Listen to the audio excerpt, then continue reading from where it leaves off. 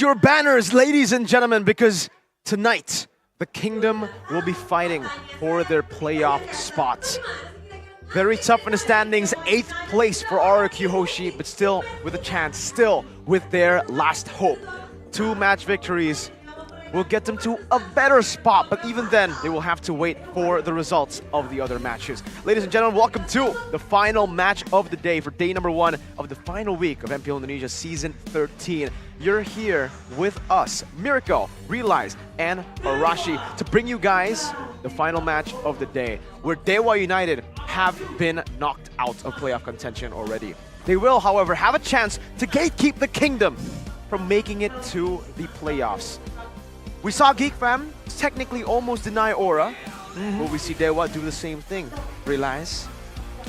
What are you realizing?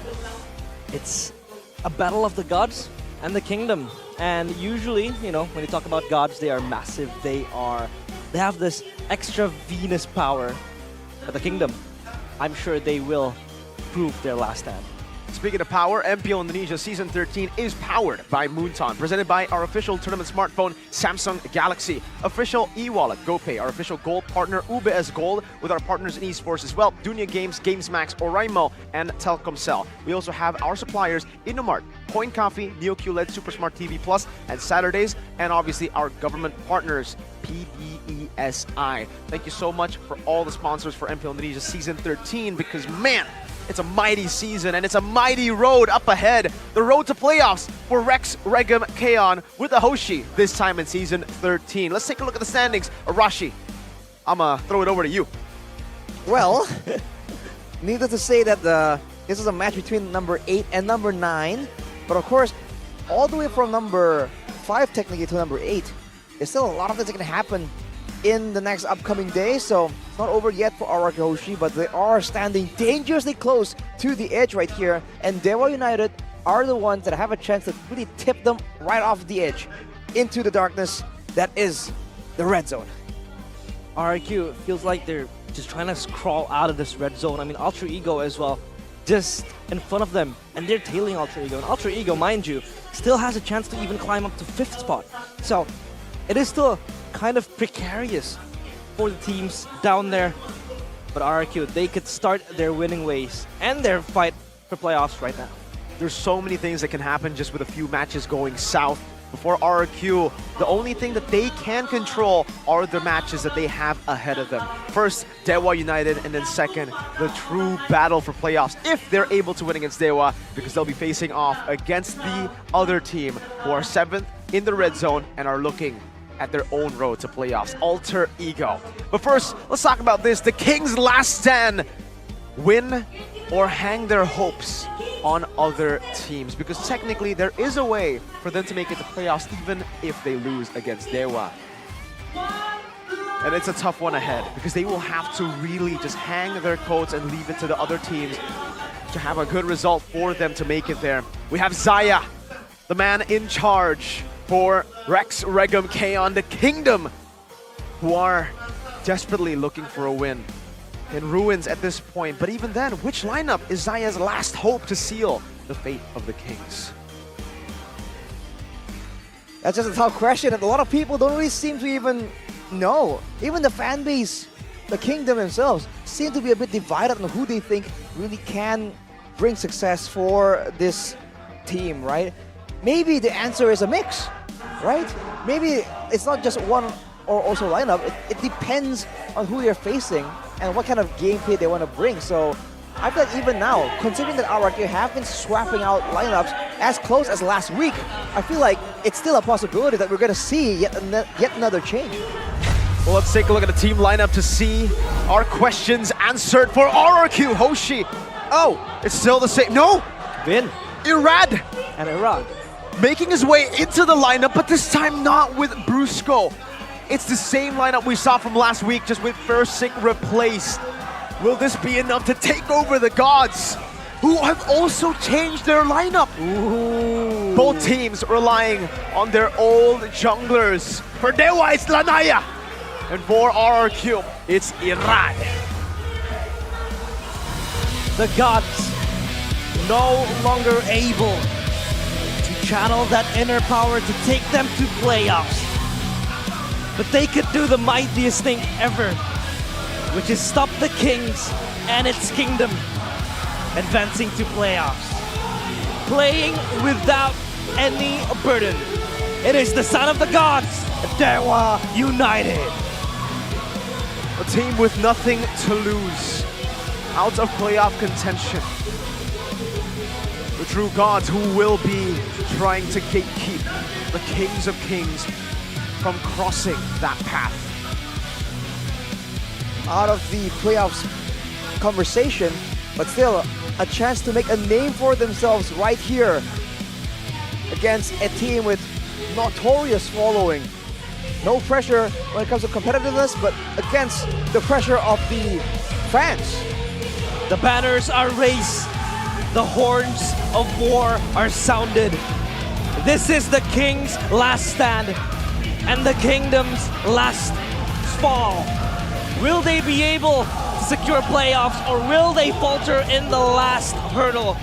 It is the Kings of Kings, Rex Regum Kaon. Marching into battle for what looks to be maybe their final hope in Season 13. 2 wins desperately needed. 2 consecutive wins. 2 O's will be what they're looking for. The Kingdom here to charge with them, with their banners high and their morale high. Up against mighty foe. It'll all start with the leaders, Cassius and Jack Lee for DEWA United, and Zaya for RRQ Hoshi with our Marshal, Danang. At a glance, it seems like a family affair. Coach Zaya and Coach Cassius. Twins!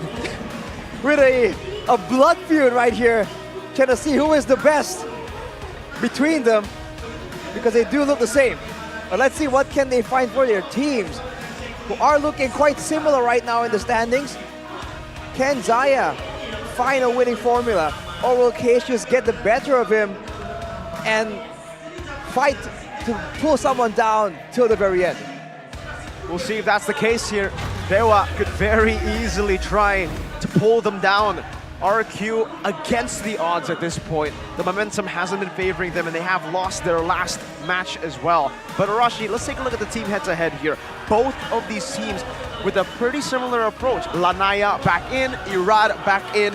What do you think? I think there's going to be a lot of emphasis for the jungle position, but that being said, if you look at the most pick and ban heroes, for the side of RRQ, there's the Boxia, the Fredrin, the Barats. On the side of DEWA United, it's the Akai. It's always been showing up again and again for Gary, but he won't be here this time. So the way they want to go about this neutral objective contest needs to be different, and it will be different. The question is, can RRQ adjust? Can they also find something that can take advantage of this new difference? Because it's certainly unexpected.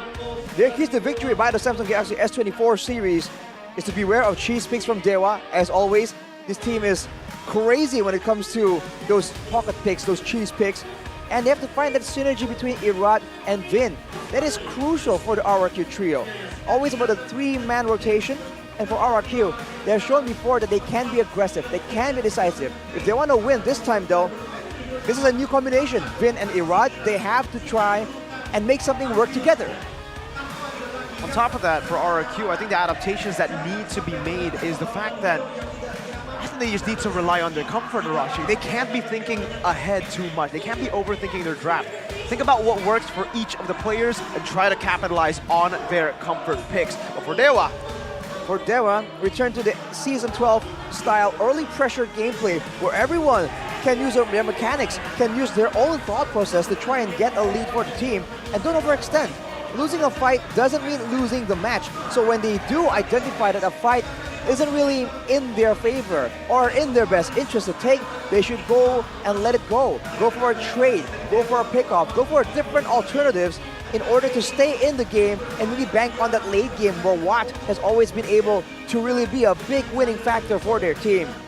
As you mentioned, comfort picks are definitely gonna be in the conversation for this match. And now we get to the pressure point of this match. Take a look at your screens. Take a look at the Kingdom, who's here to support RRQ win or lose. But I want to talk a little bit about these two coaches, how they like to draft, because it's been very, very different. for Zaya and Cassius. Though they do look alike, though maybe they are twins. They've had pretty similar fates too, but different ways. Same face, same fate. Will both of them fail to make it to the playoffs? This last season, it was same face, different fate. Alter Ego not making it with Cassius and Zaya making it to playoffs and even upper brackets with Zaya. Take a look at these stats, Arashi. Talk a little to us about what you think about these two coaches and how they draft. Well, they both have 14 games won. That's where, you know, coincidence? Or is this a greater power at work? Because it's, what are the odds, right? Number 2 lowest game rate though against the number 1 lowest game rate. They're both definitely scraping the barrel here for something, anything, to really improve that stat by even just a little bit. They both seem comfortable though, still smiling, so coming up with fun. They love the gimmick. Probably just respecting the gimmick for sure.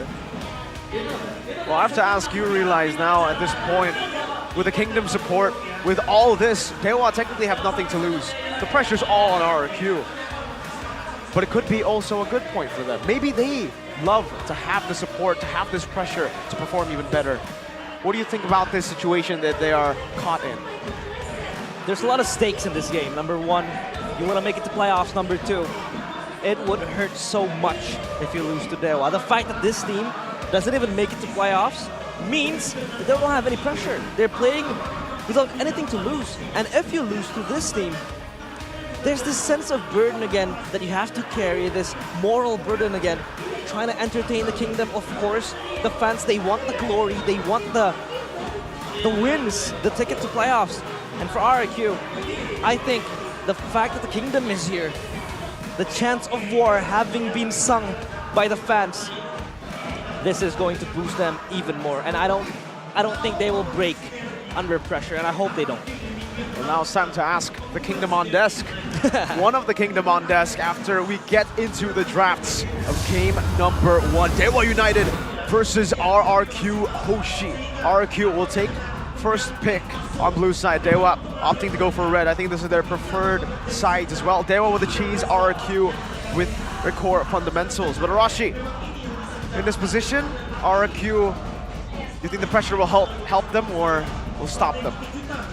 I feel like the thing is, a lot of these players right now in the current roster are veterans, but there is a mix right here where there are some players who haven't been as active, there's some players who are new to the scene, so I think it's going to be a mixed bag. But with the veterans in Tao, we've seen the impact that one person with experience can bring to the whole team. The influence that one person alone can bring to try and channel the pressure, the fear of failure in front of your fans into energy, into motivation to just do that much better. So I think that they are definitely going to perform their best today against DEWA. Frederick, first pick for Irad, definitely seems to look like RRQ want to just utilize how stable Irad can be on that pick. The Eradicator, as we know him, on that Frederick pick. But the Angela, the Lo Yi, and the Harith Band out means that the chip is still up for grabs. A big, big pick that they will have been able to find a lot of success on, especially when it's given to Drian. I mean, for Drian, flexibility has been the name of this man, the middle name that he has always been able to carry. And I feel like that flexibility just gives them, the freedom of movement and the way they want to approach the game, but it is going to be a Natan and a Barat. This Natan has been one of the strongest picks for Watt, and it just carries DEWA to that late game potential. And we talked about it in the KTV, don't overextend. If you lose one fight, you don't necessarily lose the game. And I think they could play around that philosophy, that they still have Watt with the Natan to bank on to carry them to the late game. The Natan did spell doom for RRQ the last time they were up against Geek Fam, I believe. And with the Barats here, they have a chance to try and power farm through and deny any kind of assassin from any kind of flex that this strategy can be used for. But now the chip is up for grabs. It will be picked up along with the Moscow. Global presence is what Coach Zaya wants to bank on. Wow. Talk about one global presence with a shortcut, now another with a Spear of Destruction as well.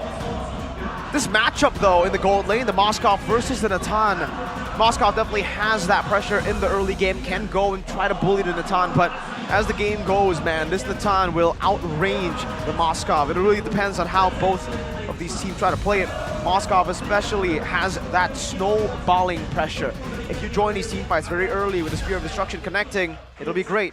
But the big question is, how comfortable is Skylar on this pick? We've never seen him play this pick in MPL ID. We have, however, seen him just recently play it in the recent Hero tournament, the qualifiers for ISF, and very unfortunately he did take a loss as well. Feramis being the pick for DEWA. And I would argue that Skylar is not the type of gold laner or marksman that really wants to fight in the early games. He's more reserved. Yep. If needs be, if he is called upon, then he will join the fights. But for the Moskov to really just, you know, be functioning effectively with the global presence with the Spear of Destruction, it needs you to fight in the early game, and I don't think Skylar really wants that. And late game is still an option for RRQ, but that is where the Natan also scales and also excels. So this could just be a battle of waiting game for both teams, especially for Skylar and for Watt both. And for DEWA, they're concerned about the pressure in the lanes as well. They ban with the Vexana. Good brawling, fighting utility, and damage, and also great wave clear. If they're already losing in the global presence, the last thing they want to do is also lose out in the clearing speed that will allow RRQ to go all around the map and be aggressive.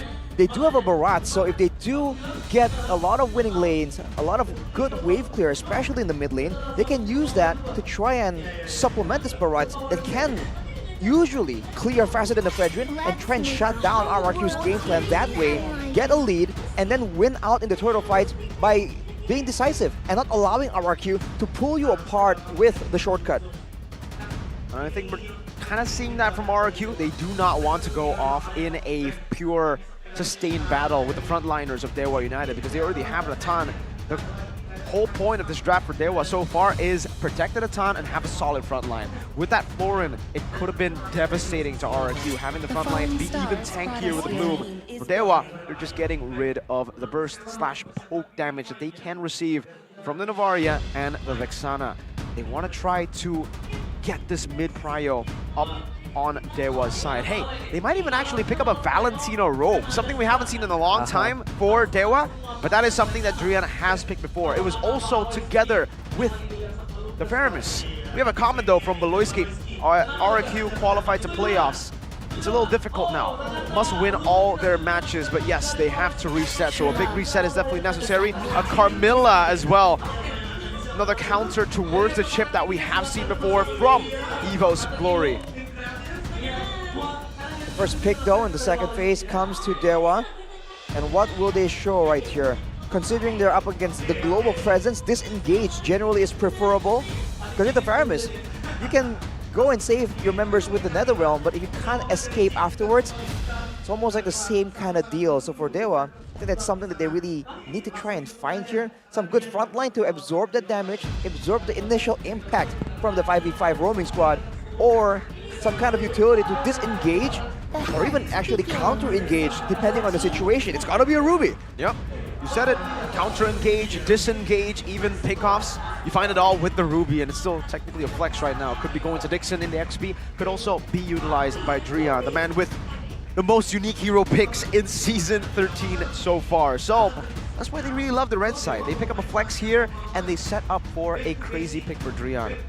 And if they don't want to go for a crazy pick, they can obviously just go for normal. Ruby in the roam, Ruby in XP, and then pick up another roamer. That is still up for grabs right now. What is, though, is the big question for DEWA. Arlets is up there too. But for RRQ, do they need a bit more dive? They need to pick up something like a Yusong to try to fight these skirmishes, to sustain as well. The real answer will be the Yve, the signature pick for Clay, and the Lapu Lapu for Dawn. We've seen how good the Yve can be. Good clear, good damage output. And technically, we saw what happens to Aura when you try and fight too early, trying to make use of the Feramis against a Yve, right? There's a lot of damage output that's a lot more spammable. It's a bit of the same situation. A lot of spells on short cooldown, a lot of AoE on the side of RRQ. So for DEWA, I think quad control, even more, can never go wrong. This is a good fighting lineup for RRQ if they want to brawl it out against the players of DEWA United. It could really just happen. But again, the sustainability, the prolonged team fights that DEWA United could just prepare to take, that could possibly just happen for them. And for DEWA United, excuse me guys, we have A Hellcurt. a Hellcurt. Oh boy. We were talking about this. We were talking about the possibility of those cheese picks. The Hellcurt for Drian will be the final pick of DEWA United to wrap up their drafts. And ladies and gentlemen, here it is. We'll get to see the lineup rating in just a few seconds. Arashi, walk us through it. All right. Lineup rating here shows that RRQ has a bit of an advantage, but depending on the execution, you have to remember, this is a Hellcurt with an execute against a team that is well known, very well known, to be reliant on the gold laner. There's a great chance that DEWA here are setting up fully to shut down Skylar and allow Watt to really get going from the early game. And we've seen these late game carries, if you give them a great start, perhaps like a 3-0 like we saw earlier, that could be an absolute nightmare for RRQ. The drums of war sounds and the banners raised. They charge to this war, to this battle up against the gods for their playoff spots. Ladies and gentlemen, welcome to the Land of Dawn for game number 1, DEWA versus RRQ. Hoshi. They'll start slow for both junglers, and this is a must-win game for RRQ. They are struggling to just get a grip of their playoff spot. But they can start now against the gods. Oh, the damage towards Skylar is just way too much. This is going to be very, very scary for them, especially in the hands of Drian. That level 1 cheese is just absolutely notorious, man. But look at Skylar, though. He's going with the flicker, not the inspire. He's lacking a lot of that playmaking tool he will require for a bit more mobility. I mean, I guess there's a lot of dangers lurking around from DEWA in the situation, but without that inspire, he's losing a lot of that pressure, a lot of the threat in the fights and in the 1v1. Oh, look at Drian lurking. I think if he finds a Terrify and a Stinger and executes, Skylar would die. But okay, he gets out for now. Everything's chill. And we go back to the full reset in the early game. Let's talk a little bit about this choice for DEWA. Drian is still hovering over. They have to send Vin towards the bottom lane. Flash course there. Trying to bully the players of RRQ, but Vin is just so brave walking to that battle. And he's tankier, technically, compared to Drian on the Hellcurt. Look at the ambulance earlier, though. Bargain Hunter for what? He knows he's going to be getting a lot of assistance, a lot of pressure in shutting down Skylar. And Skylar, he's going for the tenacity. So he's absolutely respecting the fact that the Hellcurt is going to be a problem. It's going to help him survive a lot of this burst damage. But he has to itemize a lot earlier as well, knowing how effective the Hellcurt can be, even if you don't really get to snowball out of control in the middle of the game. Oh, look at this in the mid lane. Actually, Drian losing out on that skirmish against Vin. A duel. Spear of Destruction not connecting. And DEWA set up. Flicker forward now. RWM there, but Lanaya gets the turtle. Yeah, the rail popped up, and they will move forward. Drian with the Stinger doesn't get the kill, but Lanaya taken down with the first blood. Shadow Stampede pulls Dawn back, but Drian, the Stinger again and again. The power of this Hellcurt is scary. 1-for-1 trade, but DEWA get the turtle. 2-for-1. Considering the situation, I think it benefits DEWA for sure. This is how they want to play. They want to use it Barats, and this is what they're so good at doing. And the fact that they have such a solid front line with save potential and disengage, this means that Drian can be a lot more free in waiting for an opportunity. And you saw earlier, he was just waiting in the wings, waiting for an opportunity, and when he spots a free kill, he goes for it. Yeah, talent predictions though. Miracle, I don't like what I see. Hey, I mean, it depends, right? Last game, oh, you're right. Last game didn't really go too well. Drian. Shortcut, Drian is in big trouble, but he's a fast human being. The Spear of Destruction will bring Skylar forward, the Flicker forward as well. Shadow Stampede cancelled, and Kaze is able to run out safely, but Skylar, with the aggressive move and the spell, gives him that kill. The Dark Knight falls earlier. I don't think it was used right for Drian. So it was just pure movement speed that he got out. That was insane. Case. Skylar pulled back on the Shadow Stampede. He could be in next menu, but the Watt gets the kill. The realm now popped up by DEWA. Vin though, so much damage dished out. But the players of RRQ, K's still trying to sustain the players of DEWA United again. An even change. But Skylar is dead, so that is a net advantage for DEWA United. The utility usage as well from Drian. with the Terrify, but most importantly, the Dark Knight Falls. If the shortcut is placed and the Dark Knight Falls comes through, RRQ might actually feel a bit of pressure just finding the portal to get to these team fights. Constant fights left, right, and center. And this time, it is all in the eyes of the turtle. The epicentrum is here for both teams. Could this possibly be a 50-50 for both teams? Shortcut open, none yet taken though. But Lanaya is pushed back and this turtle is all free for RRQ. DEWA, according to the keys to victory, they need to play in their Season 12 style. Committing into team fights is a no-no. They can always look for the top. Oh, Spear of Destruction is connecting! And Rian is just gone! The Spear from downtown snipes him. And that is an extra kill for Vin. So do you split push against global pressure, or do you just succumb to that global pressure? Arashi, they're going for more! Vin is so aggressive, is being able to find these skirmishes. But now Skylar, with the Spear of Destruction, able to teleport up top and getting that Tier 1 turret. A very welcome swing and momentum for RRQ, equalizing in the tower trade as well. That's the kind of power they have right here, but that's only available when no neutral objectives are around for DEWA to predict RRQ's movement. And if you look at how they're playing, they're always together. They know that they have that burst damage, and they want to really let Drian get a lot of resources. The fact that they let him, quote-unquote, split push alone right there, it just shows again how much they're willing to give up. If you look at the items though, Clay with the physical defense boots, just because it's up against a Hellcurt, but he went for the Enchanted Talisman immediately, so more spammability, but he will not have the same kind of damage we were seeing earlier from a Yi with like a full damage item though. Look at that though, the ambush that the Kings tried to look for, possibly to take Lanaya down. Not effective for now, will be able to just be maneuvered out of by the DEWAs. Both teams waiting for the next neutral objective. What power spikes are we waiting for? Drian has secured that corrosion site. Vin is in that bush. He might be smelling something. Drian, as a chip player himself, he should know that something is fishy when the chip doesn't show himself in the map. But also, it's a forced error. Look at Skylar, just free farming, constantly shoving these waves, getting everything in his way, while Vin stays invisible on the map. The fact that Vin is just always in the wing somehow just denies the pickup potential, but he might be a bit too far aggressive. Stampede towards Vin. Jonas welcome as well to lock him in place, and he is dead. Dixon gets the kill, but Dawn with the bravest fighter jumps forward. Turtle now as the main objective, and the round popped up. Lanaya again. The retribution has been on point. The RWM trying to dish out more damage. Dixon in the back line. The Appraiser's Wrath will execute him. Lanaya though gets Clay in the process, and Dawn has to run for the hills. Irad as well. Unseen, and DEWA again winning the neutral objective. And even the fight, I believe, Skylar wasn't there. The Dark Knight Falls was used as utility again for DEWA. Irad looking for it.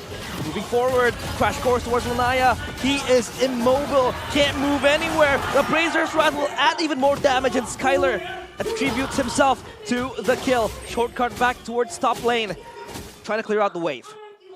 Wow, man, I mean, considering the situation here, I'm surprised RRQ keeps going for the 50-50s here, contesting always for the neutral objective. But Irad now making the aggressive play alone. Pull forward, Dark Knight falls, Irad is gone. Skylar! A sliver of HP, almost get executed by Drian. But now Irad is stuck. He's able to move forward, getting the purple buff. He will do just that as it disengages, and almost Skylar almost picked off. That was Drian with the execute too. He popped into Dark Knight Falls, had the stingers. I don't know exactly what happened there, but it seems like Skylar was able to evade with a flicker, perhaps an Abyssum stat as well. But my goodness, the audience prediction here, you can see the Kingdom still in full force, 72% towards the Kings. Oh, they moved back the entropy. Popped up RWM, but Irad is just eradicated as RRQ lose their jungler, and DEWA is happy with this trade. DEWA are playing for the late game here. They're trying to weather the storm, and they're doing a pretty good job at it. 2 neutral objectives so far, and still a 1,000 gold lead to their side. I mean, Skylar has been farming a lot, but so has Watt. And the longer the game goes, the more this Natan is going to have a lot more impact. It feels like RRQ are forced into this neutral objective contest scenario because all they have are big ultimates, real-world manipulations. bravest fighters. If they don't go for these big fights and they go for the small skirmishes, they don't have the same kind of tools that DEWA has right now to immediately go for an instant pickoff. He's there back in the back line. He's trying to create a flank angle because he could just pop up the shortcut and you have four members just running into the portal. Ooh, that is going to be very scary. It could be this flank if they find Watts. By the way, Holy Crystal Hole! Super fast atomization, 9th minute of the game. That's a power spike. DEWA doing a good job at that. They spot Finn. They can't even go for the ambush that the Kings have planted in the back. Their captain now has been revealed by Kaze. And they even have that wave up top with Drian constantly going back and forth. The gods manipulating these waves perfectly for now. Dawn, though, will be sent up top to clear it. Right now, RRQ's main advantage is the poke that they have from the Yeeve, the AoE as well. But oh, there you go, Dixon actually not getting the engage. And now RRQ, they can play around with this. Finn can still play, but it's pulled inside. The backline of DEWA United. Daytona's welcome, but Dixon will be safe with the NetherRealm. What again with the double kill? He's just spamming the damage. Dawn, in the midst of it all, will die to the hands of Drian. The RWM is not enough. As again, the Kings slowly losing their throne.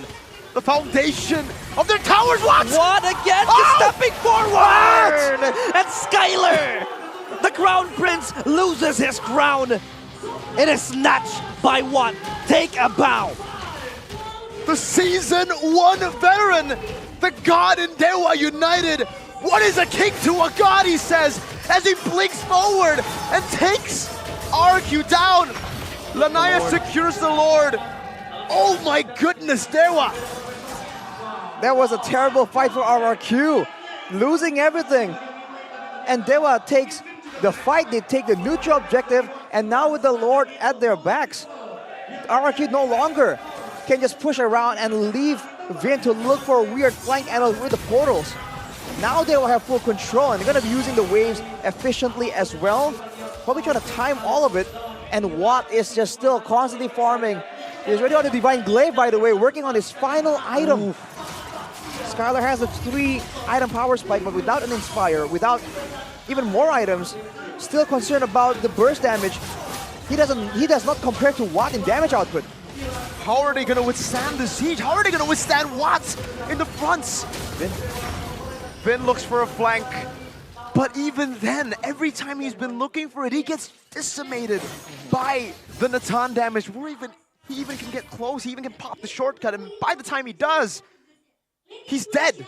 If anyone follows through that portal, they're dead as well. Watt has been controlling the team fight just with his pure damage now since the Holy Crystal and now the Divine Glaive. Arashi, what are the win conditions for the Kings? I feel like they have to try and, of course, control Watt, but at the same time, they keep sending Dawn to try and control Watt in the middle of these fights, and they're trying to rely on Clay to be zoning, but oh, look at Vin! Vin just flickers forward, pops the shortcut. It is in the backline of DEWA United.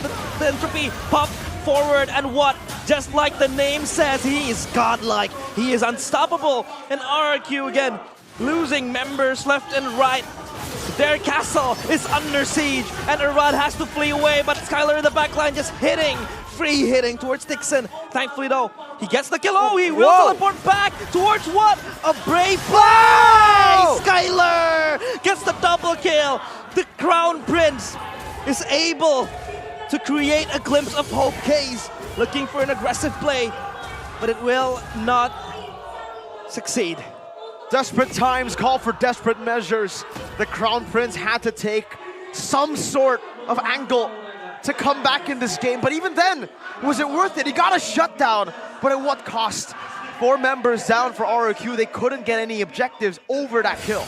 But equalizing in the gold advantage, it's a bit of a small win for RRQ, and that's a statement from Skylar to the members of DEWA.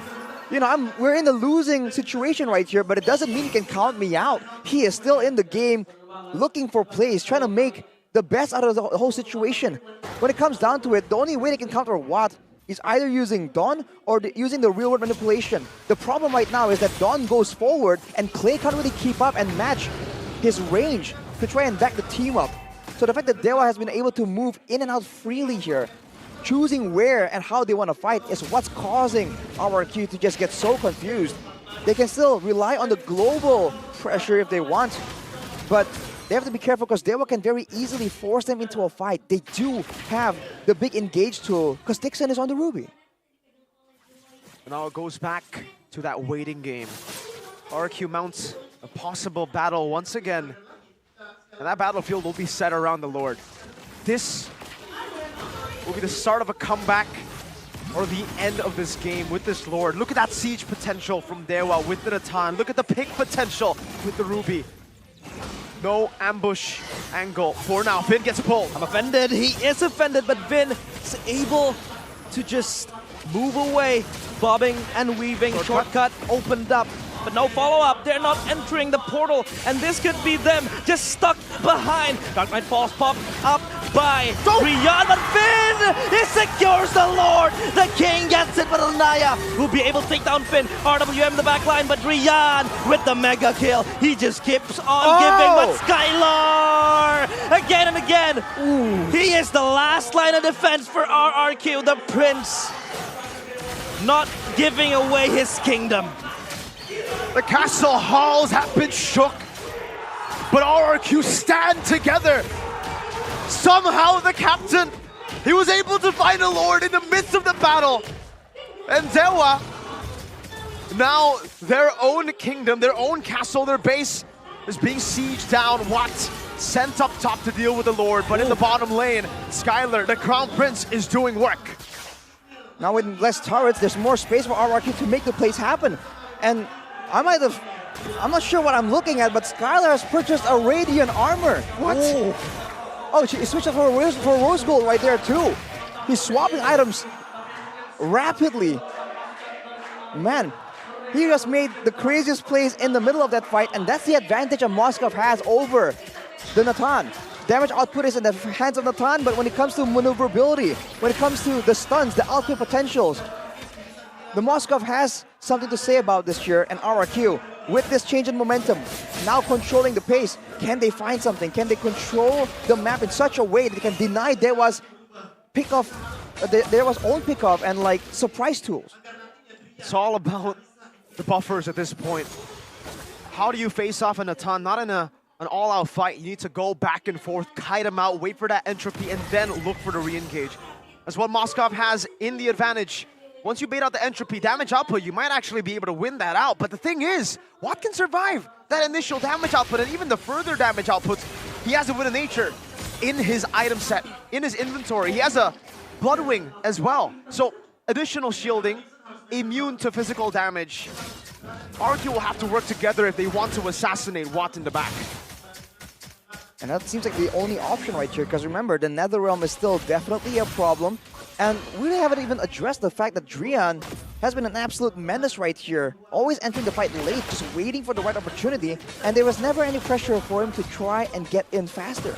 And Arashi, we've seen different builds for the Hellcurt, but we've mainly just been focused on the Hellcurt for Bloisky going for pure damage, going for an assassination. Hold up, before we talk about that, a possible assassination attempt for RRQ. Ambushing, slowly but surely. It will stop for now. The Lord, another set, another location for the next battle, this time up top. But back to Hellcurt's build. It's an attack speed build for Drian. Golden Staff, DHS Corrosion, and the Windtalker building towards the Sea Halberd as well. But what is this build, Arashi? What is he trying to do? What is he trying to achieve with this build?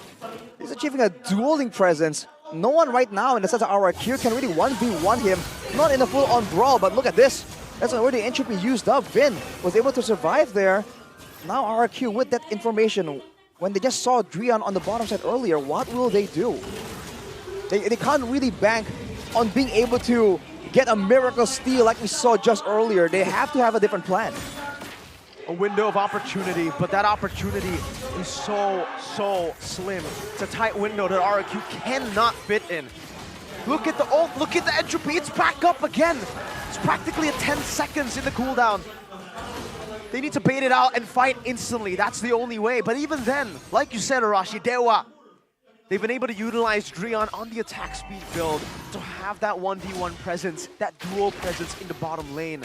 That initial burst, though amazing against these squishies, he knows he's going to be up against the Lapu Lapu for the most part in that side lane. He'll be able to dish out so much damage that the Lapu will be the one forced back. The Lapu will be the one making these desperate attempts and maybe even going and in the shortcut, in the portal. Skylar, Queen's Wings, what did he swap for that? Whoa.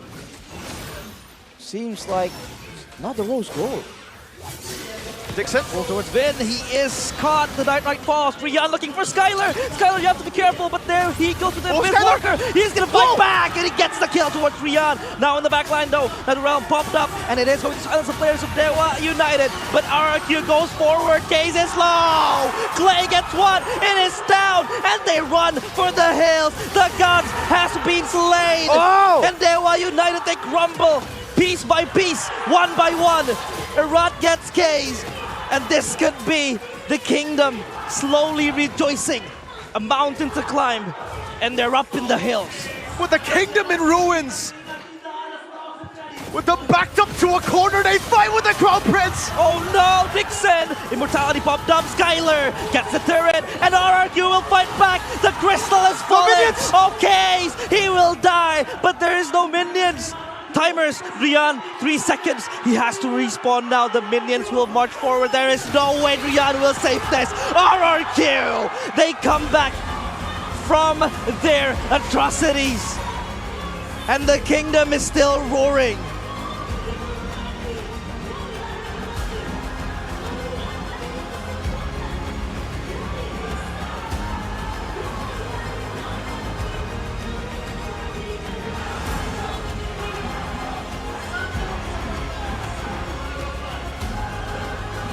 In a battle that looks lost, the Crown Prince leads, the kingdom leads his army to a miraculous comeback. 1-0 start, the miracle, the run still alive for RRQ Hoshi. It's gonna take everything that they have right here to adapt, to come up with more ways to win in these crazy games, but they are doing it, and they're definitely not going down without pushing DEWA to their limits, taking the first game, getting that much closer to potentially reaching that playoff stage. Still an uphill battle for the kingdom. 1 game victory to shift the momentum, to get them in a better spot, but my goodness, that game was close. A bit too close for comfort, even for RRQ. All back to a complete reset now as we wait for the next game.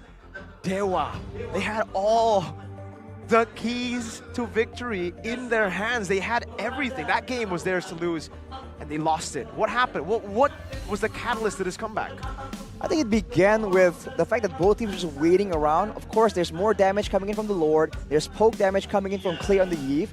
But the macro game, right? We thought that the Spear of Destruction and the portals are going to allow RRQ to be the ones that's going to be a bit more troublesome when it comes to the split push, the macro. But it turns out it was Drian with the 1v1 build, just split pushing.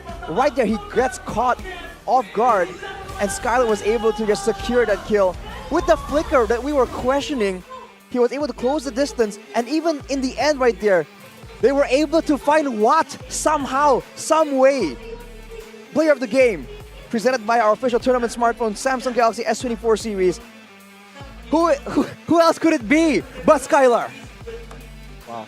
He has 2 items gone by the way. You can look at him just, swapping items. And you can tell, yeah, he was swapping items. He was buying the Queen's Wings, he was buying the Radiant armor as well, and just swapping it for the RGM. So this guy, time and time again, has been the building block for RRQ. And he's just performing, he was just delivering. I thought that RRQ would crumble in that last fight because Drian was specifically targeting Skylar in that 1v1. But he was able to, escape with the Abyss Walker, and he was able to dish out the damage. And what, in the meantime, just bursted down. Who in their right mind would expect a Moskov, a guy who doesn't have Purify, to win out of the 1v1 against an assassin That being Hellkurt too, with an execute. He did it. Flicker, Abyssum Step, whatever it was to outplay Drian. Let's walk us through this game again, Arashi, to see the brilliance of the Crown Prince who led his team to victory. I mean, even earlier, man, here, there was a heartbreaking moment, and I think a lot of people would have been like, wow, this really is over. But not RRQ, not the Crown Prince, still defending, still finding ways. And right here, out of nowhere, making the play. I don't think they were expecting that at all. And he goes in, knowing that he lands the stun, gets a double. And again, there were just great moments. Even here, the captain finding the Lord out of nowhere. They did not win out in the fight, but it definitely bought them valuable time to try and find moments of success. And even there, when they are the ones chasing, when they are just approaching RRQ, here's the moment here from Skylar. Drian walks there, and he thought he was out, but then the flicker comes in too. And just like that, I believe he walks up here and then joins the fight.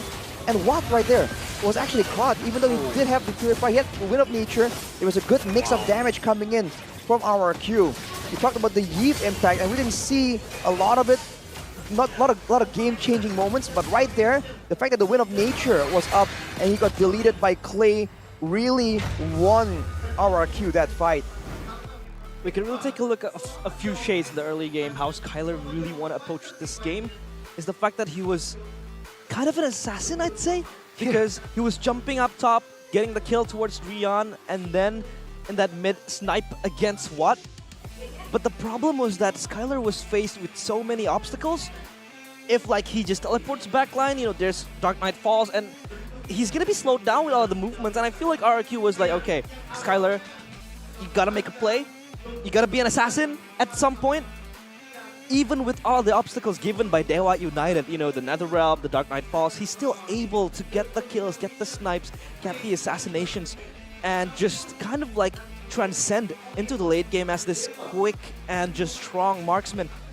And he just delivered. This is your Crown Prince, Skylar. It's phenomenal stuff, really, from Skylar, how he's able to evade from the constant attempts at his life, on his life, from a Hellkurt.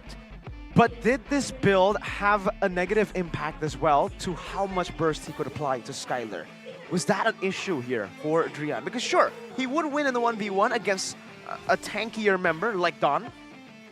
But in initial burst, does he not have that initial burst that you would usually have on a Hellkurt to assassinate a marksman? I think when it comes down to it, if he lands the full combo, he can still definitely one-shot Skylar. And considering the fact that Skylar wasn't really hanging on to the Wind of Nature, swapping out items left and right, I feel like if he didn't walk into Skylar in a bush the way he did in that final sequence, it would have been a whole different story. But the fact that DEWA United are the ones who have the control, who have the late game, who are managing the waves technically better due to the Hellkurt presence, Drian just, through his experience, decided there's a play to be made right there. And if it worked, it would have been an amazing moment. And that's the risk that he took. He went for the 50-50. He walked into the uncharted territory of RRQ's jungle. And unfortunately for him, Skylar, of all people, read through it and punished him. And again, you don't usually see the Moskov with a flicker. So at some point, I think Drian himself would also feel like, okay, I got out. That was close. But then, whoa, Moskov, 2 gap closers? What was that? Yeah. The Abyss Walker, the Flicker, you just have so much mobility to either re-aggress or save yourself. And for Skylar, that was re-aggression. I think it's cool that he didn't really attempt to try and match a Natan, you know, In a full front to back? in a full damage output showdown, because we've seen it again and again. You just don't do it. You just can't do it. So he goes for the other alternative. He plays riskier. He buys items like the Radiant Armor, all these weird items, so he can go a bit more aggressive and find something crazy. And when all was lost, even hope as well, at one point with Watt slaying Skylar to heartbreak, the kingdom still prevails and hope is still in the air. The last hope remains for RRQ, but it isn't just a one-game victory type of deal for them. It's an uphill battle where they need to win all their matches, and preferably for them, all their games. Even if they will get one game, it gets tough for them. Yep. So far, so good for RRQ. Let's see the adaptations for game number 2. Very, very soon we will have that game, but I still cannot believe that comeback happened. against a Natan who got a Divine Glaive at the 10th minute of the game. Holy 10 and Crystal as 30. well was so Holy quick. Crystal at 9 minutes. Now, in any other game, usually you would see that and you'd be like, all right, GG's. What can you do against a Natan that's snowballing? A Natan that waits for late game can deal that crazy damage, can just come back a game, and that's what we saw from Geekman versus RRQ last week. Right. A snowballing Natan. They came back against a snowballing Natan. That wasn't a snowball from the Natan, it was an avalanche. And it was so unstoppable to a certain degree, but then Skylar showed up with a Moskov, a Flicker as well, and the audacity to jump in and assassinate Watt. I think that was just crazy. We even saw the progression of Skylar's plays. Usually always called the guy who stays in the back super safe, but there he went all in. He knows it's all in or nothing for his team, for the Kingdom. Let's throw it over to Bude Clara Mongstar with an interview with the fans. At that, this roster has been absolutely phenomenal. I believe 27 win streak with Team Vitality. We'll see if they can achieve the same and maybe even more than that. But let's get back into the game, ladies and gentlemen, as Bude Clara Mongstar, wow, taking a few pictures there with the Kingdom. Oh, okay. We all know that she is also one of the Kingdom's army people, men? No, Army peoplemen? Peoplemen. But let's take a look at this game. DEWA actually still decided to go red, so yeah, preferred side for them is still red. They almost made it work with that cheese pick. They do want to have that final last cheese pick. It worked once before when it comes to the drafting phase. What's to say it can't happen again, so they're doubling down on it. But RRQ, now they let go of the Natan right here. You have to wonder for DEWA. They went with the Angela, but now they're forced to pick between the Angela and the Matilda. It was Angela last game, so we'll have to see what gets left open. They cut the Natan out of respect, of course, from DEWA. I mean, for what? He's a very versatile gold laner and marksman user as well. So I don't think that Natan ban will really blow him out of the water. But then again, DEWA, they have to kind of constitute a different approach. Maybe re-pick the Hellcrit if it's not bad, but again, RRQ, they have the first pick, so they can also pick it up for themselves, but we have not really seen either Vin or Rod play this Hellcrit. Yeah, I wonder if DEWA are also kind of unconsciously locked into a Claude right here. With a Natan not available, the second best similar pick that operates about the same way is usually the Claude, and Watt is known to play that, and if it's left open, feels like RRQ will definitely try and go for it, so they might be kind of indirectly forced into that pick. And here we have a comment from the big boss, Bigatron Alpha, Ko Edwin. RRQ, there's still hope for playoffs for them, so Tupa Ape, don't give up via his Instagram story. BTR star list from a Bigatron, you know, CEO to an RRQ CEO, from a Bigatron fan to the Kingdoms. Good luck. Good luck. There's still hope, Arashi. Don't give up. I'll say the same thing here as RRQ do the same thing too. The Angela is left up for grabs, by the way. Unlike game number 1, and they've actually ignored it. They've gone for the Fredrin instead. So DEWA, Angela pickup very possible. A very possible one for DEWA to just take this Angela.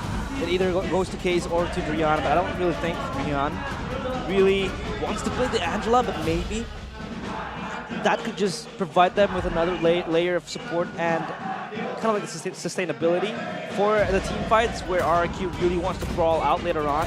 If they draft accordingly to that need, but they will pick up the Angela and a Claude. A comfort pick for Watt, and also taking away Skylar's potential hero. Global presence, Arashi. Do they try to go for again. Instant Moskov? This is a new favorite for Skylar here. Going up against the old signature pick for Skylar, the Claude. But it's a great move from DEWA here to go for the Angela and Claude instead. And now, with the Fredin already taken, there's no way RRQ goes for a Barats. So they can still secure that Barats-Angela combo. And it means for RRQ, in the previous game, they can afford to let Skylar have a bit more of a quirky build. But now they're going to really require him if they want to really burst down through that massive front line that tank Barats in the jungle. Wow. technically now for RRQ, they're really thinking about their last pick there. Is it going to be the same chip over? Turns out it's a Valentina. Wanting to copy that IMU, giving Skylar even more sustain. I mean, technically for Fredrin too in the early game. So trying to just stay adaptable in this first phase. DEWA, do they secure the same pick here that they had in game number 1? Baratz up for grabs. We know the combo of Angela Baratz. It's nasty in the early game. It's already such a tanky pick to utilize. Imagine that with a hard guard with full big guy stacks. Well, turns out the Baxia. Angela Baxia. Another good combo. I guess they want that fast-moving, rolling ball of death in the Baxia. And the passive from the Baxia, keep in mind, lowers sustain. So even if they both now go for the hard guard, there's a chance that DEWA can come out on top due to the fact that they have this Baxia pick that can also work well against the Fredrin and can also outclear the Fredrin technically. So now looking at at least the early game pressure, DEWA has a really good combination locked in already. So far, pretty solid. They have that magic damage from the Baxia as well, technically, so they can still flex that Angela as a roam to mid. Now on the bans, DEWA take away the Terizla. They want to have the control over RRQ when it comes towards those neutral objective setups. That's just denying Don another good pick, as well as kind of like an initiator that could just rattle the backline of DEWA, because they have a very, very strong front line. Just with the Baxia and the Angela equipped to it, you have so much sustain to be able to just withstand the power of RRQ, especially when you have the Moskov just pinning you down, and the Valentina as well. And the Yuzong ban taken away from Dixon. Again, just disables DEWA United to execute that rolling ball of death. You have the Baxia just dive to you with the hard guard equipped, and also like a Black Dragon with the Black Dragon form just diving into you. That is just going to spell trouble for RRQ. And from DEWA, bending away the Terizla, I think it's a great move.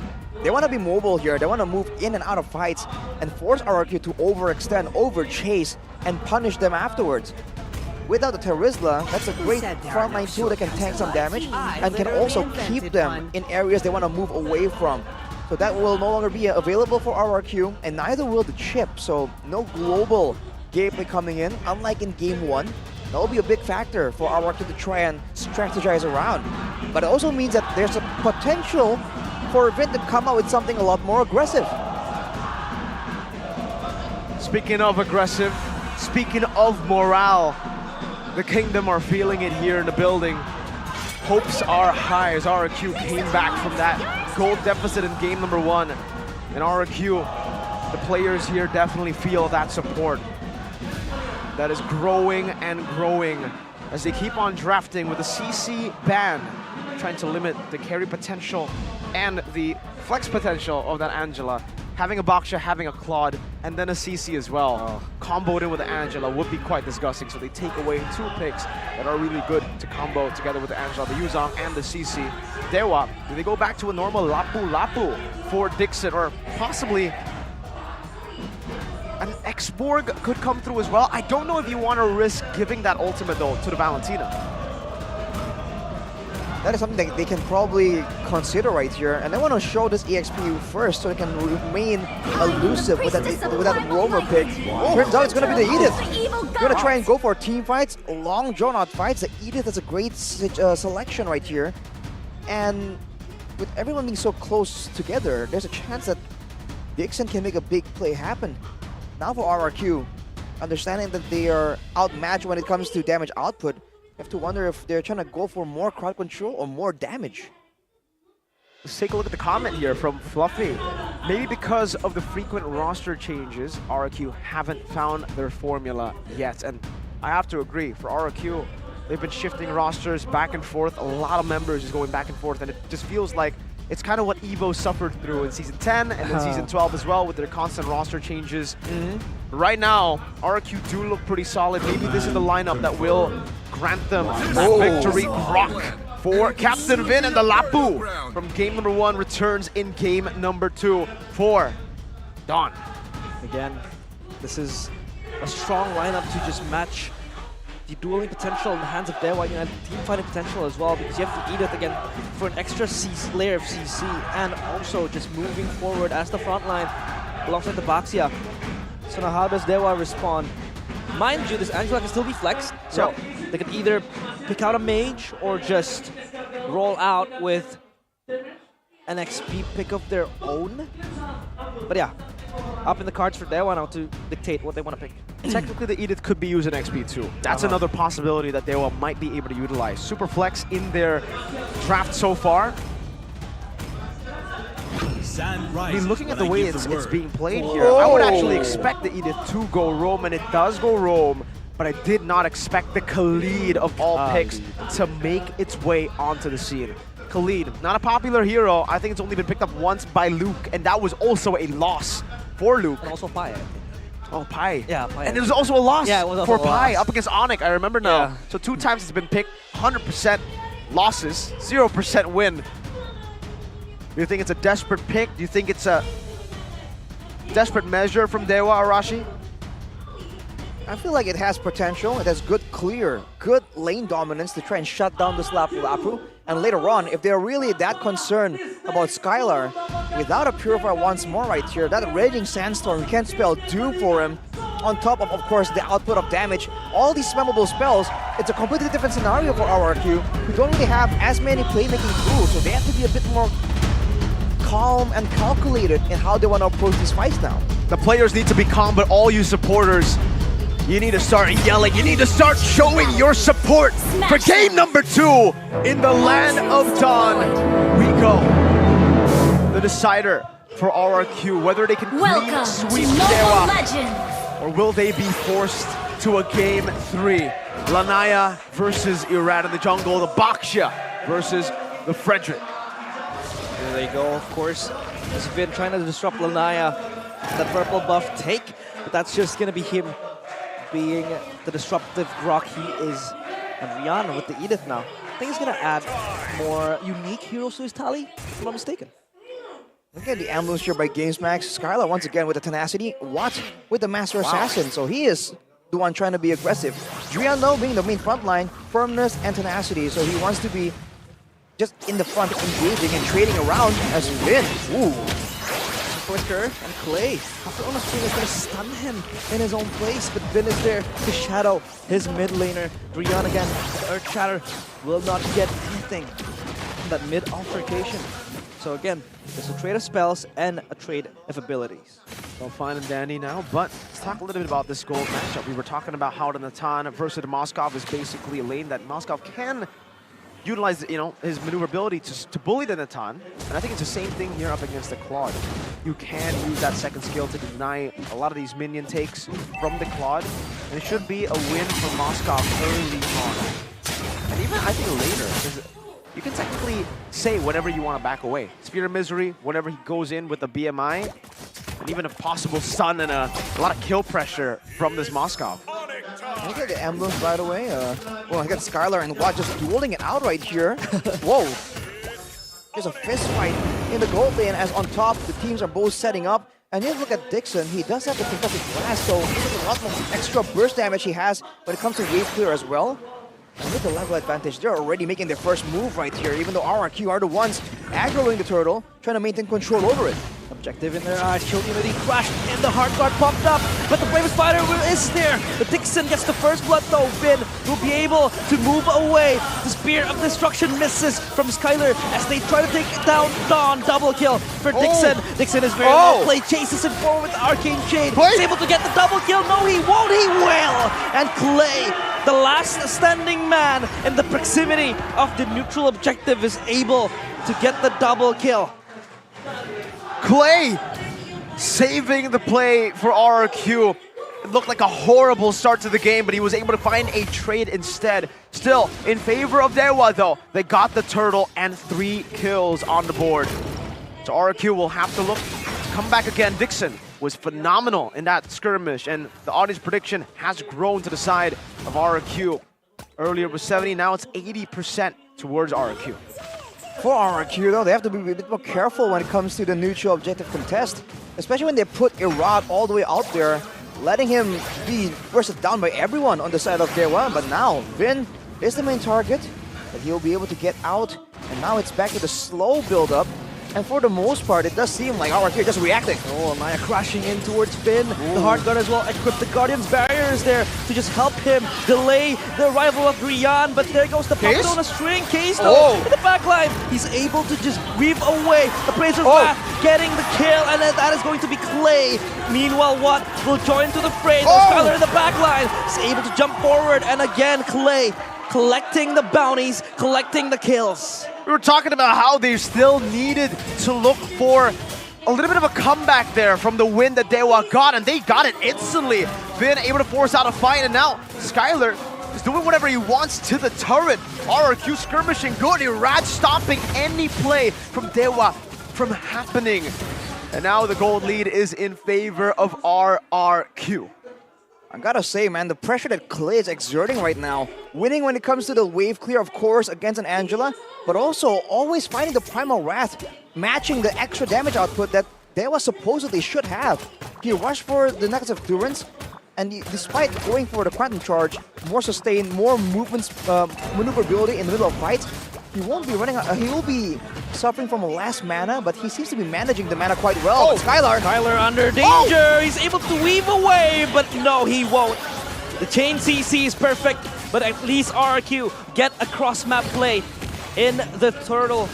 As they zone away Lanaya, this is a sure turtle for Irad.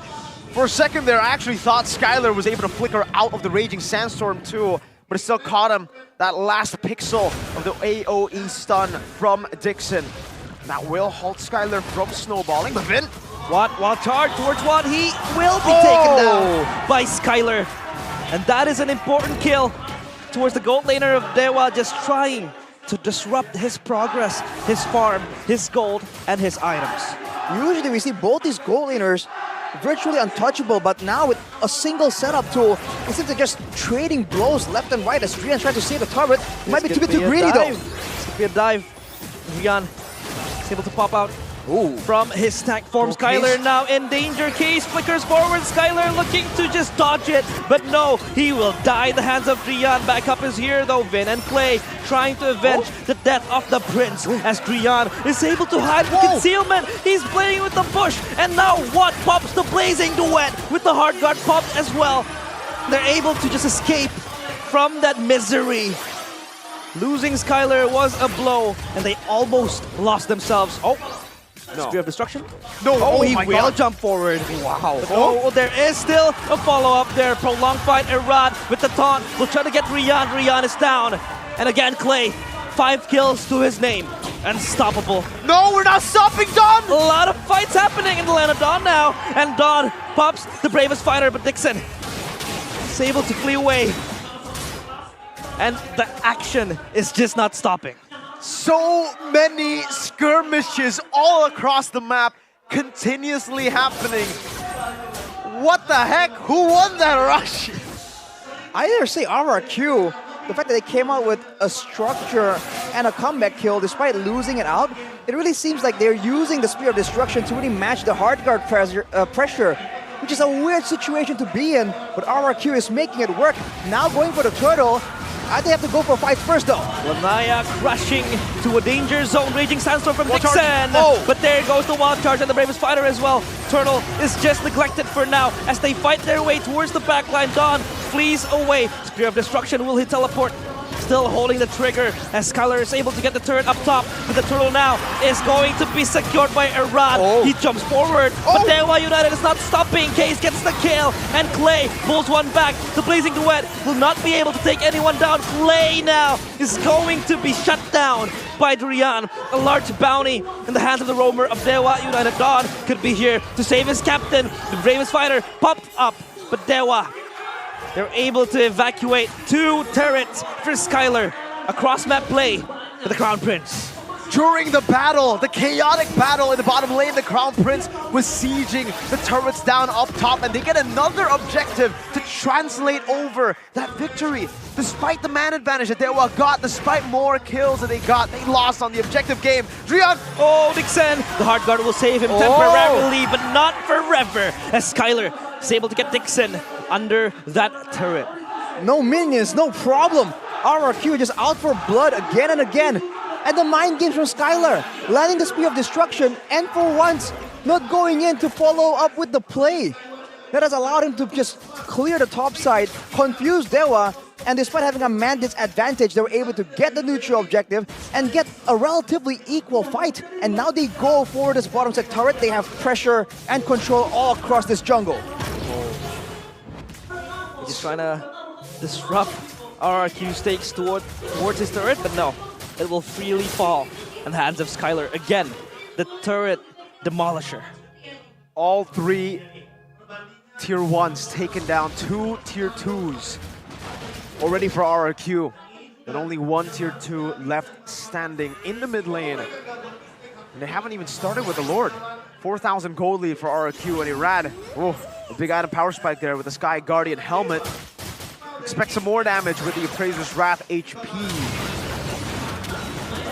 Definitely looking for Skylar because Spear of Misery. Spear of Misery just tries to buy him some time to move away, but Watt behind, trying to dish out the damage. Dawn jumps in. Spear of Destruction, where Skylar jumped. The Raging Sandstorm is there. It is perfect, but Dixon gets Skylar. This is turning around for DEWA United. The Appraiser's Wrath will get Dixon in the process, but it's just Irad living to tell the tale. A spicy one at that, as he just lost his comrades in that battle, and he is next on the blacklist. As DEWA United, the gods, just mighted the kingdom from up above. A big smite down towards all 5 members. Straight to the Lord they go. Only Vin's up, and they won't be able to reach it. That's a free Lord to DEWA United. A comeback in game 2. Over aggressive from RRQ, trying to extend their lead, but losing everything instead. Now with the Lord taken, they can still clear it, but they have to be careful, and they have to find a solution right here. That is not the first time Skylar has been deleted by the Raging Sandstorm, by the big burst damage play from DEWA United. Let's take a look at the replay by the Samsung Galaxy S24 series. It was looking so good for RRQ, kiting away from the bulk of the damage, using Dawn as a re-engage tool. But watch this, look at Dixon coming in. Just like that. The damage, the crowd control, and even though Clay has a Primal Wrath to try and trade back that damage, it just wasn't enough. Now RRQ on the back foot. Can they avoid more plays coming in from DEWA United? Jan's just walking into the Lion's Den. But thankfully though, he's okay. Dixon looking for a flank angle. Vin could be the next target. No, he's holding his sword and his trigger. So they just try to tone down the aggressiveness. It's all good for DEWA. They have dealt with the 4,000 gold lead that RRQ had. Now it's mounting up, the momentum shifting similarly to game number 1 to DEWA, but this time the different side. Let's take a look at the items, Arashi. Item power spikes wise. That 4,000 gold lead for RRQ definitely led to RRQ getting a lot of big items, but now with DEWA turning that gold lead completely around, are they at a point where they can look for these fights comfortably? In a sense, in a full-on fight, they have the Angela extra sustain, they have the Primal Wrath extra damage. Part of why RRQ were able to be so dominant is because Clay in particular was snowballing so hard in the early game. But this is like the second fight where he is left alone, trying to salvage the fight, and it just wasn't enough. Now both gold laners have just finished the Win of Nature, so when it comes down to a full-on duel, there's going to be outplay potential available for both Skylar and Watt. So with the Purify, I do feel like RRQ are the ones who are forced to really make a play, and DEWA can be a bit more reactive. A bit of a similar story to game number 1. Truly is. Let's take a look at the real-time victory rate, still favoring RRQ with more turrets in hand and still with a 1,000 gold lead. 64% to 36% presented by Samsung Galaxy S24 series. Look at DEWA's maneuver, trying to control the top side of the map, trying to force an error out of RRQ later on during the Lord. I believe an ambush is what they have planned. With Watt showing up like that, they have 2 members behind. Good wall to stop Drian there. A little bit of, a little bit of banter. Drian, you can't walk for a few seconds. It's all chill again. Both teams are just looking to reset, to look for those waves, and find an advantage. But RRQ do the same towards the bottom lane. And they have notably more control right here with Vin occupying this massive choke point. Of course, there's a chance that DEWA will rotate around, but since they just saw them on the top side of the map, I think they're going to be funneling down slowly right here. The waves for RRQ are just cleared now by DEWA, and it's very much even, but look at Keys already attempting to be that deciding factor. This could be the next big fight. Irad just taunts Lanaya. The Guardian barrier will hold Lanaya in place. He's not able to relocate to his teammates. That's just gonna be fine, because their main focus is the Lord. As Watt blitzes forward, tries to chop down and chunk down Vin. Lanaya, Shield Unity just trying to roll around, but no further action taken. Not yet. Still waiting, trying to reset, but now they pull the trigger! They will go forward. Now Lanaya leads the charge, but the backline, no, Irad! He gets the Lord, but the blazing duet from one is enough to take down Vin. Their captain is gone, but now this could be the time where Skylar will run from the flank. Raging Sandstorm is perfect. One gets done. Where is Skylar? Where's the Crown Prince? There he is! He gets Nixon, but so much damage given. Real Nature for Skylar is able to bob in. Wave one is just stunned down, but the Heart Guard is there. He gets the unstoppable Skylar forward, but he is just not enough. It is not enough for RRQ, but Irad with a double kill will be able to tone down the pressure case. 1v1, a dogfight in the jungle, and it is won by Irad. The Eradicator, with 5 dead guns under his feet, is able to stabilize the condition. A fatal mistake from the Crown Prince, a flicker forward to an onward.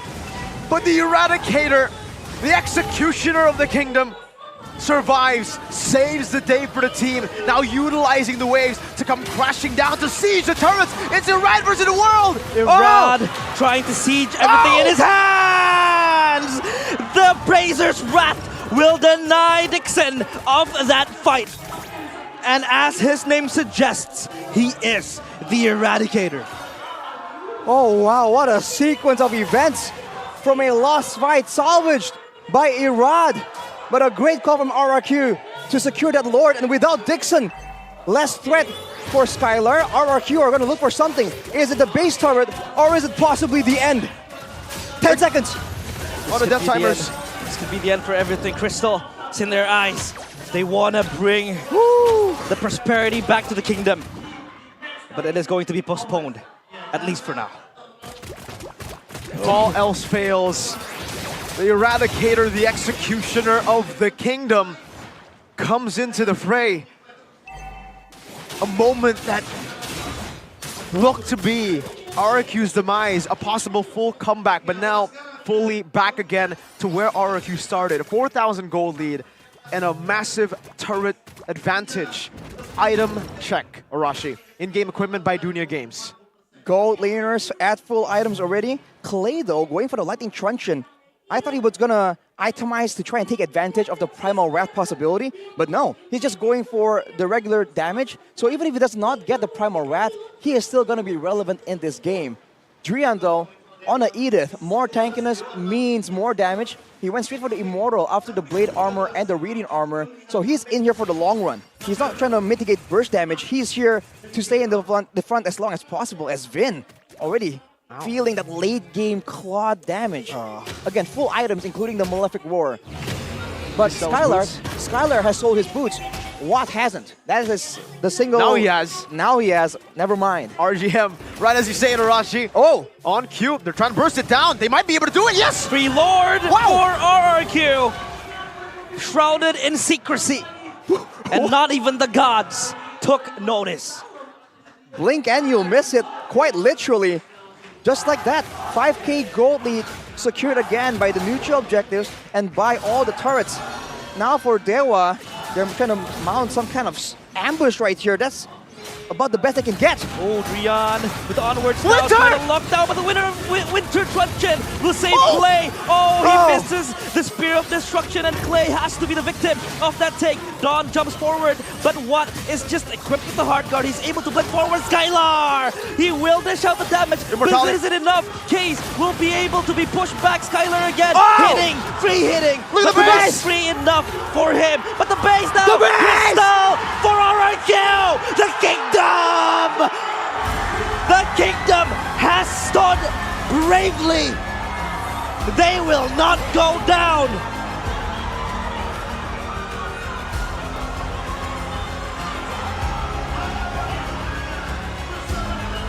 DEWA won the battle, but they lost the war. They took down RRQ, but not the Kingdom's Lord.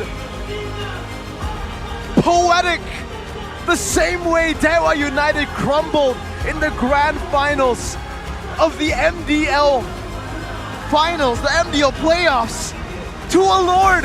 Last time it was evolved, this time it was enhanced. It happened again to DEWA, but this time up against the Kings instead of the Tigers. Stopping the 4-loss streak, RRQ increases their chances for the playoffs. The Kingdom ordered a 2-0 win, and the players answered their calls. Express delivery through tough weather. That is what RRQ as a team was able to achieve.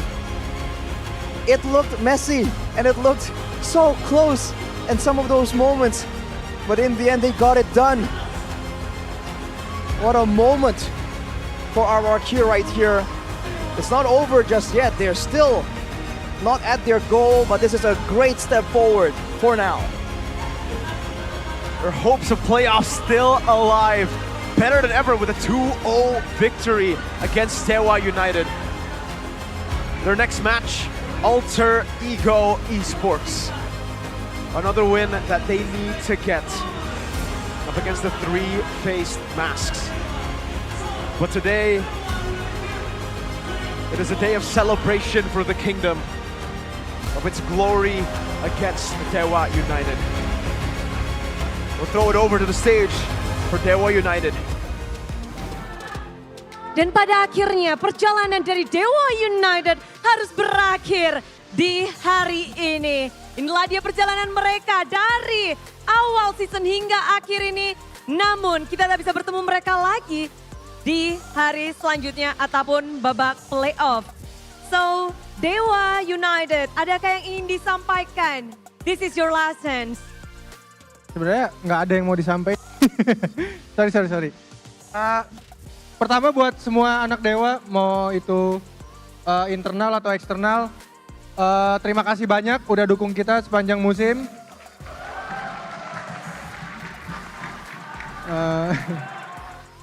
Moker, terutama buat Moker.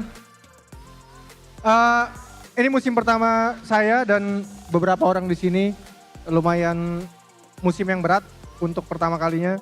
Tantangan yang makin besar karena ya seperti yang kalian lihat di MPL persaingannya sekarang makin ketat. Jadi makin seru harusnya ya tiap musim. Ya sekali lagi terima kasih buat MPL dan para krunya juga buat musim ini. Nggak ada lagi sih yang mau disampaikan, mungkin itu aja. Pengen nambahin satu aja sih. Buat yang udah nonton hari ini ya kita kasih match lumayan seru lah ya. Ada perang-perang terus lah ya. Daripada biasa kita main pasif-pasif gitu ya. Buat terutama buat anak-anak DEWA, buat Om David juga, buat semua. Sorry belum bisa bawa lolos playoff lagi kayak season lalu. Terutama buat Moker tuh yang di sana tuh. Datang tiap hari, setiap ada match DEWA ya.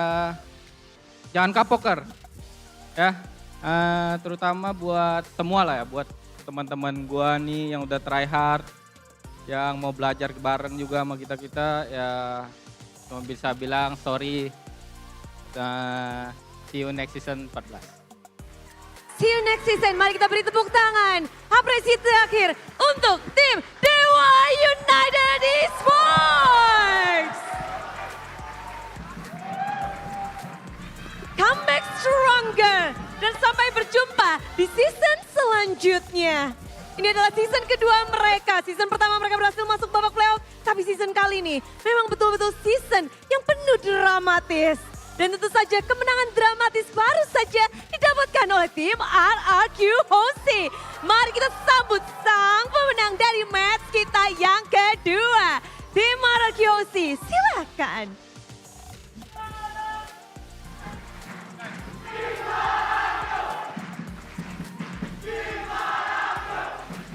Akhirnya memutuskan lose streak 4 kali dan akhirnya kemenangan kalian berhasil dapatkan lagi. Masih pada semangat gak ini? Still strong? Semangat. Semangat. Dan kita melihat bahwa tim RRQ juga tadi menangnya dramatis banget tuh. Momen Lord yang memang kalian sudah prediksi, kalian sudah rencanakan. Kemenangan tadi di game kedua, apakah sudah sesuai dengan yang kalian memang buat seperti itu? Atau sih kita lagi ngomong mengeplan tiba-tiba Deden kaget. Kena trap. Oke. Lalu tapi Lordnya di tengah-tengah sendiri. Iya, jadi kita tolong Deden juga pas war. Jadi Lordnya nggak ada yang clear juga. Wow, dan semuanya terupanya sibuk untuk berperang. Ya. Dan akhirnya Lord bebas di area tengah. Apa reaksi kalian ketika Lordnya yang jadi MVP tadi di game kedua? Siapa ada yang ngerespon nggak tuh di situ? Mungkin Vin? Apa respon kalian tadi? Ya senang menang. Senang menang. Tapi boleh kita bahas bahwa mungkin Vin dari season 2 kamu di RRQ menjalani banyak season. Kali ini menjadi season yang mungkin bisa dibilang terberatkah untuk tim RRQ? Ya kalau lihat dari hasil sampai sejauh ini ya emang ini paling berat. Apa yang terjadi? Mungkin ada, apakah sudah ditemukan? Ya kita do our best aja sih di sisa match. Do the best. Di match kali ini apakah sudah mungkin tersolve permasalahan yang terjadi? Ya sedikit demi sedikit lah. Perlahan. Namun kita tentu melihat bahwa chance mereka masuk playoff masih ada. Dan bahkan ini masih dilanjutkan dari 5 tim. 3 slot masih ada. Dan kalau ngelihat dari tim, mungkin Irat, how do you see in your first season, it's hard time for RRQ on your first season? I think this is a challenge to me. Also, when I came to Indonesia, tiba-tiba ada motivasi banyak ya gitu. Terus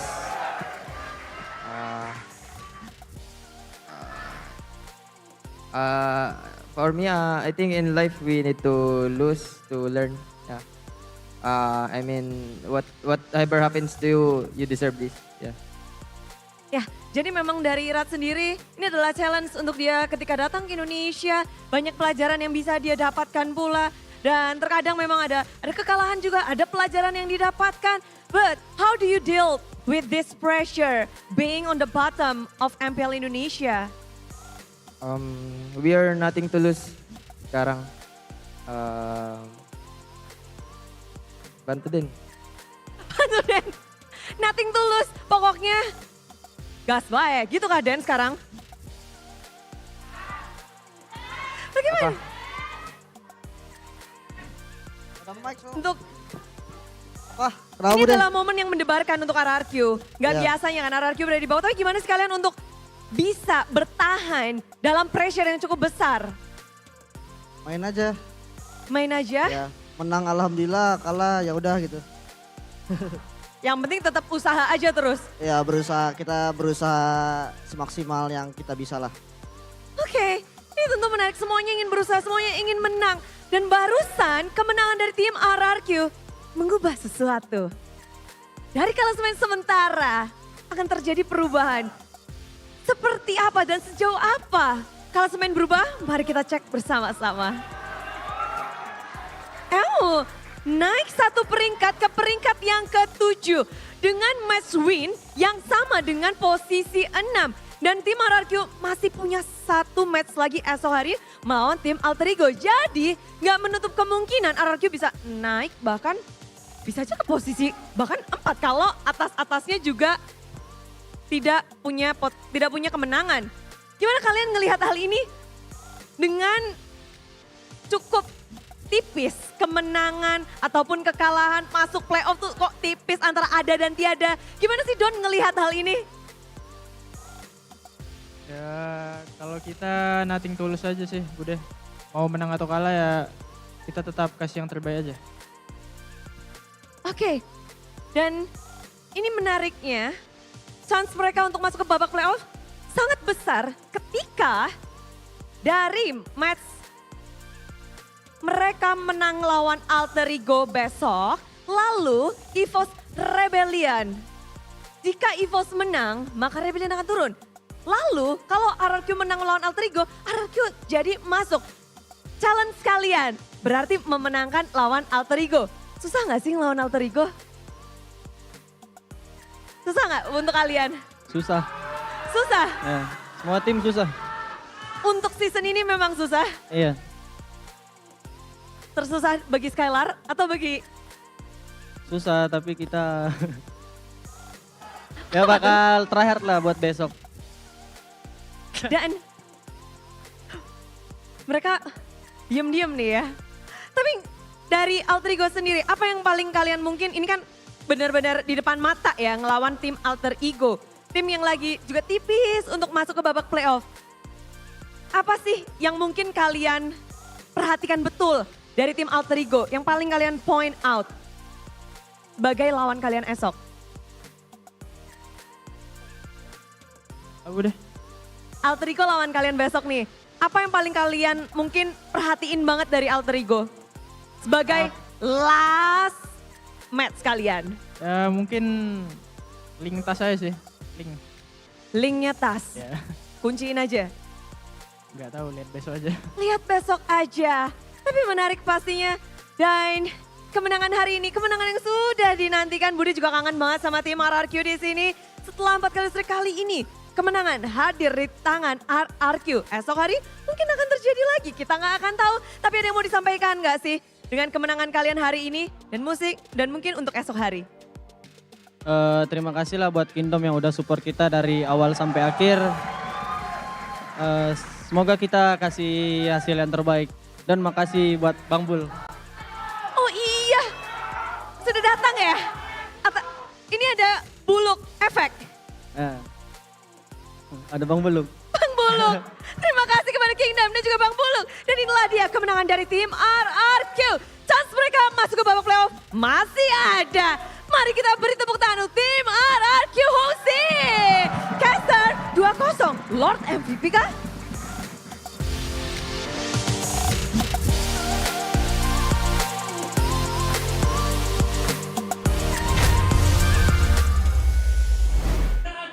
From the fall to the rise of the kingdom now, 4 loss streak.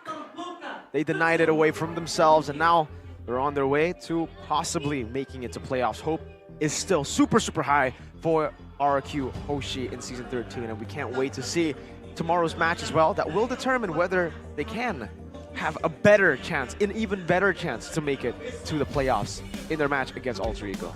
I remember in the first opening weeks of MPL ID Season 13, we were all like, everything is so close. It's interchangeable. No one is safe. It's susceptible, precarious. And it just prolongs until the last minute and the last week as well. So RRQ, they still have a chance. And after that performance, that was a crazy end to a crazy game. The Lord just coming in, it was so poetic. Wow. It truly was, Arashi, and I think I will have to give it to you to announce our player of the match. MVP presented by our official tournament smartphone, Samsung Galaxy S24 series. It's your boy, Skylar. The new Moskov on the block. No Inspire, no problem. Both games, man, the plays that this guy was able to do, insane in game number 1, and even in game number 2, there were just some moments where you're just clenching your fists, just anxiously waiting for the moment that this guy just gets online. Boy, what a performance from Skylar. I do want to let everybody watching back at home know that this is player of the match, not player of the game, because personally for me, player of the game of game number 2 is Irad / Lord. Lord. Could be debatable there for Irad or Lord, but this is player of the match. So the entire match, and Skylar through game 1 and then game 2. But let's take a look at the highlights here presented by UBS Gold. Begins with all this scrappy fighting, and I believe early on, it was Clay that was able to make this insane play with the Primal Wrath. He actually has my vote for the player of the game. Of course, Irad had great moments, but Clay, from the beginning, was able to make such a great swing of momentum for RRQ. And when Skylar is zoned away, is just finding it difficult to make an impact, the Primal Wrath option for Clay just allows him to be the secondary damage dealer. It wasn't enough though for this fight because of the selection, the focus from DEWA United. So it, by all means, was a very difficult game. When it comes down to this Lord fights here, it just seems like RRQ had the better, more decisive decision making, and through that decision making, they were able to get so much advantage until here where it just looks so crazy. Let this play out here where Skylar was so low. Wind of Nature's traded out, This is it. and he was trying to get in here. There was a bit of hesitation, I feel, when he was trying to go for Drian in the bush right there. Unfortunately, he gets taken out, but Irad pulls it back from the brink with a sliver of HP, and that allowed them to get multiple base turrets. And here, the play, the Winter, to buy some time, and getting out, allowing Dixon, making Dixon use some spells to try and catch him. Afterwards, it was once again just a frantic scramble from both these teams, where Skylar once again gets taken out by the collective effort, but the MVP! Lord MVP seals the deal. Oh my lord, that Lord. Man, W Lord. of course it has to be RRQ to get a win with the Lord, right? The Lord Right. of its kingdom. But to be fair, right, you have to give credit to RRQ as well because For stopping they the were, recalls. well, that too, but they're also very decisive in going for these lords. A lot of them were sneaked out. A lot of them were taken before DEWA can scramble to even get a resemblance of a setup. And because of that, they're able to get all these objectives. And because those objectives were taken, the base turrets, the other turrets, that's why the Lord had a full-on straight route to victory there. So it was still a collective effort, just +1, right? It's a 6-man effort here to secure the win for RRQ. Wow, that couldn't have ended any better than that Lord just marching in. I did not really took notice of the Lord until you pointed out about it, Mirko, and I was like, okay, this is the end, because then RRQ were stalling. They were able to cancel the recalls, and there was just nobody trying to clear out. Not even minions were there to defend the base of the gods of DEWA United. So that is, again, yes, sure, sometimes, you know, a lot of people could call themselves lucky for the Lord being able to take down the crystal. But then again, it was RRQ's decisiveness to take the Lord, to stall the fights, to prolong the fights, to burn out the spells and abilities of the players of DEWA United. That then gave them that advantage, that then gave them that Lord that was able to crush down the crystal. Anything in particular for the items though, Rashi, right? Like, looking at the items again, was there anything that DEWA could have changed? Was there anything, you know, interesting about RRQ's builds? I think, again, for considering that Clay was basically a secondary damage dealer, I would expect less of a burst-heavy approach, but, you know, you don't want to really bank only on being able to get the Primal Wrath. He wants to go for other spells as well. The Winter, again, you have to just highlight it, that it bought so much more time. It spent more resources from DEWA United for sure. And I think maybe for Keys, if they're really struggling to try and catch the members of RRQ, they can go for like an ice screens maybe for an extra bit of slow. But overall, these fights were all very clean and clear cut. It wasn't really extended unnecessarily. Everyone went in heads first, and whoever came out on top came out on top. It's almost like it's a leap of faith from both these teams. And if you look at damage dealt, DEWA United actually dealt more damage, right? Because they did win in that final fight, but at what cost? That's what RRQ were able to force them into deciding, because even if the damage dealt, Watt on the Claude, as always, is still an absolute menace, and he showed it in this game too, even though he did not come out on top. I think most of the team fights were actually won by DEWA, right? But Yeah. RRQ always traded it for something else. The turtle, the turret up top with the Moscow pushing. They were okay just throwing bodies, sacrificing. I think the captain sacrificed a bit too much sometimes. But we will take a look at the golden moment by Ube as Gold to see these crazy moments. And I really hope to see the RRQ members yell and show their passion. Mau gue burst nggak? Jagain ya. Gue burst juga pakai edit. Gas, Eh, bro. Baxiannya jagain guys. Boleh sih. Iya, ada Ode, bro. Bars. Aman, Stun aman, aja, aman, stun ya. kabur ya. Balik. Kabur, gak ada one. Main sebelah gua, Rapihin Lena. Main sebelah gua ya guys. Ya. Ntar kalitnya Enggak apa-apa lu enggak nge-kill, Cok. Yang penting lu. Gua atas aja. Jangan coba mati dia ini guys. Di high ground jangan mati. Gua solo atas. Go winter guys. Backup guys. lihat tengahnya, Ler. Enggak kena tombak gua guys. Lihat nih guys, kalian guys. Aman. Kalau udah sama gua ya. kalian, Kalau udah guys. sama gua flicker kalian. Masih bisa, guys, Kalau masih udah bisa. sama gua no. Lobat Cloud ya. Udah. Yes. Cloud one. Dewan. Udah gua sudah. Imo. Loadingnya, Ler. Aman deh, kena endlord. Bisa Cok. Ayo Lord please. Nice guys. Oh my god, the crazy, okay, by the way, we were given these signs by the RRQ Kingdom, Road to Playoffs. Is it? I think. I thought we were supposed to have one for each team, and Yeah, but DEWA can't make it a playoff. exactly, which is why it seems like we're so biased over here on the Yeah. desk. RRQ. RRQ's Road to Playoffs is still alive, and you can see the crazy emotions that went through them as they lost the final team fight. I think they were thinking, oh man, we're gonna play game 3, and then Skylar's like, oh no, it's okay, the Lord, look at the Lord, and he starts laughing as well. And I was like, all right, The all right, you know relief. what? The relief and the laughter and the joy from that final moment where the Lord was just slashing on the base. They won the battle, DEWA, but they lost the war. Their base, their castle got destroyed by the Kingdom's Lord. Just got bonked, and the fact that they were able to build up 2 layers of waves, Yeah. and then the Lord would just come in, that was just insane. And as you can see from the standings update earlier, if you guys watched the interview, RRQ have moved up a notch. 1 placement from 8th to 7th, and this will, again, give them a better opportunity to make it to the playoffs. Hope is still there for RRQ. Absolutely. And you can look at how the fans were just so, hopeful, so passionate about it. The moment that RRQ won that, everyone just exploded, man. But tomorrow, I think, is the real big deal.